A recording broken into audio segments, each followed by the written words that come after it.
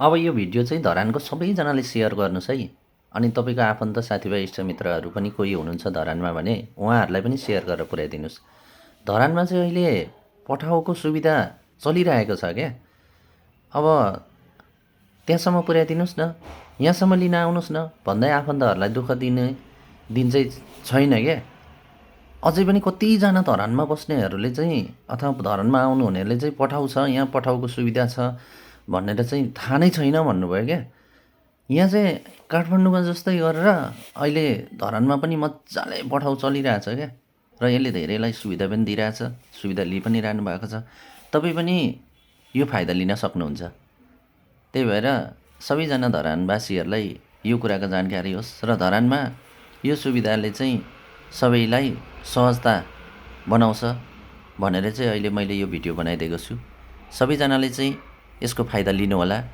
Thank you so much.